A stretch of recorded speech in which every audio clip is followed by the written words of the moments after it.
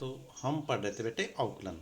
अवकलन में आपको हमने बताया था फलनों का अवकलन, निहित फलनों का अवकलन, और फिर इसके बाद हमारी चलती हैं टाइप।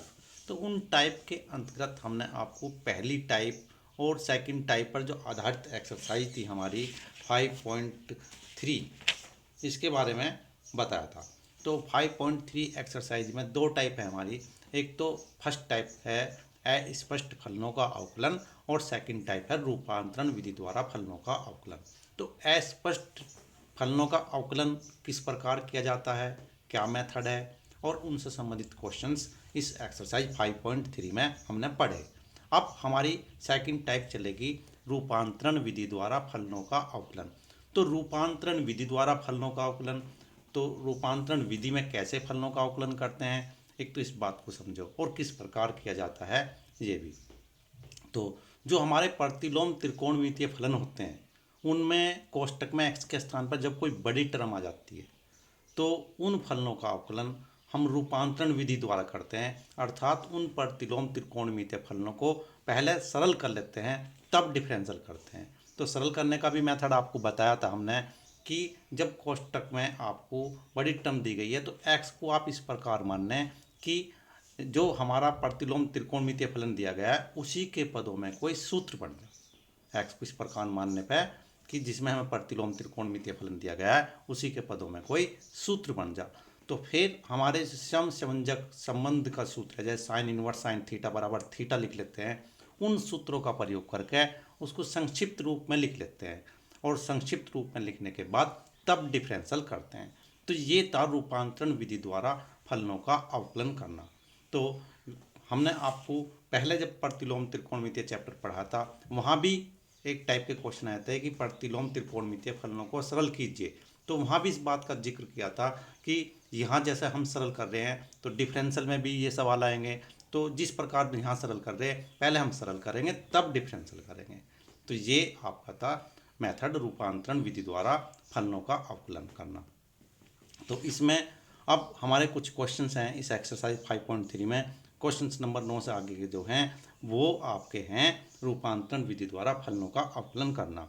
अब जैसे क्वेश्चंस नंबर 9 है y equal to sine inverse, अब कोष्टक में 2x upon 1 plus x square दिया गया। अब हमारा ये पर्पज है कि जो कोष्टक में 2x upon 1 plus x square है इसे x को ऐसे मानना है और सरल करें। सरल करने पर ये जो आपका साइन इनवर्स है इसी के पदों में साइन के पदों में कोई सूत्र हो जाए। अब जैसे x बराबर हम टेन थीटा मानते हैं तो x बराबर टेन थीटा लिखेंगे, 2 tan theta upon 1 plus ten square theta. तो 2 tan theta upon 1 plus ten square theta ये साइन 2 थीटा का सूत्र है टेन के पदों में, तो इसके स्थान पर हम साइन 2 थीटा लिख लेते हैं। तो y equal to sine inverse sine 2 theta, और अब हमारा सम समंजक सूत्र है तो साइन इनवर्स साइन 2 थीटा के स्थान पर क्या लिख लिया 2 theta, y is equal to 2। अब theta is equal to ten inverse x। अब ये जो हमारा ऊपर का फलन था अब ये सरल होकर y is equal to 2 tan inverse x आ गया। अब यहाँ से हम डिफरेंशियल कर लेंगे, differential with respect to x D Y D x is equal to 2 D Y D X tan inverse x। अब टेन इनवर्स x का डिफरेंशियल आपको पता ही है 1 अपॉन 1 प्लस एक्स स्क्वायर।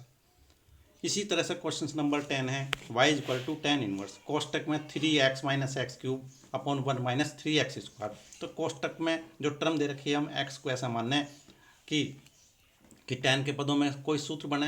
यदि हम x बराबर टेन थीटा मान लें और x के स्थान पर टेन थीटा रखें तो ये हो जाता है tan inverse 3 tan theta minus ten cube theta 1 minus 3 ten square theta, जो कि टेन 3 थीटा का सूत्र है।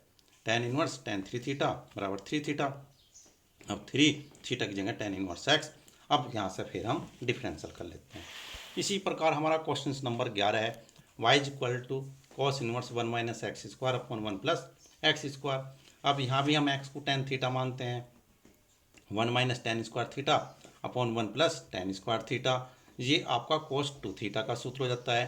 cos inverse cos 2 theta 2 theta और थीटा के स्थान पर टेन इनवर्स x। अब इसका डिफरेंशियल करेंगे d Y D x is equal to 2 upon 1 plus x square. Question number 12 y is equal to sine inverse 1 minus x square upon 1 plus x square. जैसे अभी ऊपर हमने करा है x को यदि हम टेन थीटा मान लें तो ये हमारा cos 2 थीटा का सूत्र बन जाएगा। तो साइन इनवर्स cos 2 थीटा लेकिन हमारा सूत्र तो तभी प्रयोग होगा जब दोनों टर्म एक सी हो। Sine inverse sine two theta होता, या tan inverse tan two theta, ये sine inverse cos two theta. अब इस कोस टू थीटा को साइन के पदों में चेंज कर लेते हैं, लिख लेते हैं sine pi by two minus two theta. अब y इज इक्वल टू, ये अब हम लिख लेंगे pi by two minus two theta, क्योंकि sine inverse sine pi by two minus theta को अब लिखा जा सकता है pi by two minus two theta, और थीटा के स्थान पे वैल्यू रख देंगे। अब ये जो ऊपर का फलन था आपका सरल होगा है y is equal to pi by two minus two ten inverse x. अब differential with respect to x करेंगे, d y upon d x.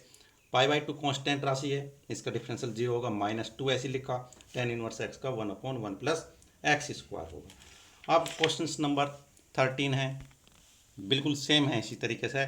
y is equal to cos inverse two x upon one plus x square. यहाँ x बराबर tan theta लिखेंगे तो cos inverse sine two theta आ जाएगा, sine two theta को आप cos two theta में change कर लेंगे। Question number 14, y is equal to sine inverse कॉस्टेक में two x under root one minus x square. तो हम x को ऐसे चेंज करें कि ये साइन इनवर्स है, साइन के पदों में कोई सूत्र बने। तो अब यहाँ x बराबर साइन थीटा हम मान लेंगे, तो sine inverse two sine theta under root one minus sine square theta, under root one minus sine square theta में cos square theta, under root से बाहर कोस थीटा। तो y equal to sine inverse two sine theta cos theta, ये हो जाएगा sine two theta.